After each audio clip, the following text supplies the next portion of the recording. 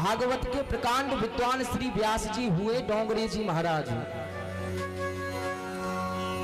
डोंगरे जी महाराज तो ये कहते हैं कि हमारे अंदर दो गुप्त इंद्रियां हैं, आप सभी जानते ही हैं। व्यक्ति गुप्त इंद्रियों से भी भगवान का भजन कर सकता है। अब वो कैसे कर सकता है? जब हमने ये भाव पढ़ा तब अच्छे से समझ में आया कि हाँ बात तो सही है।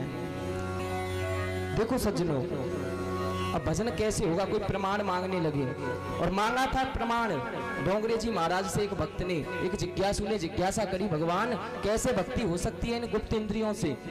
तो डोंगरे जी महाराज कहते हैं कि भगवान कहाँ रहते हैं? जहां शुद्धता हो, जहां निर्मल मन हो।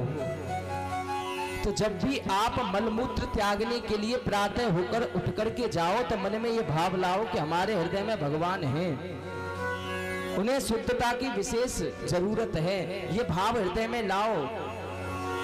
उस गुप्त इंद्रिय को क्रिया में लाते समय ये भाव हृदय में लाना चाहिए। मलमूत्र भी त्यागने हो तो भगवान का नाम लेकर के कि भगवान आप हमारे हृदय में बैठते हो, तो आप अशुद्धता थोड़ी पसंद करोगे? ऐसा सोचने मात्र से ही उस गुप्त इंद्रिय का भजन हो जाता है। और दूसरी गुप्त इंद्रिय है, उसका भी भजन होता है। वो कैसे?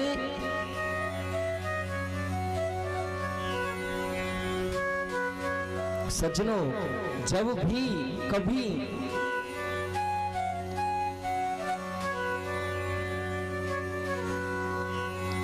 स्त्री और पुरुष का मिलन हो तो मन में भाव लाना चाहिए कि भगवान हम अपने कुल में भक्त हैं। कहीं ऐसा ना हो कि हमारे भक्त होते हुए आगे कहीं ऐसा समय आ जाए कि कोई भगवान का नाम लेने वाला तक ना रहे। हम तो भक्त हैं। और उस इंद्रिय को उपयोग में लाते समय मन में भाव लाओ कि हम तो भक्त अपने कुल में हैं, लेकिन हमारे बाद भी अगर बालक जन्म ले तो वो भी भगवान का भक्त हो, वो भी श्री हरि के चरणों का दास बने। अगर ये भाव हृदय में होगा तो इन दोनों गुप्त इंद्रियों से भी भगवान का भजन हो जाएगा। बोलिए कृष्ण कन्हैया लाल की जय। जय जय श्री राधे।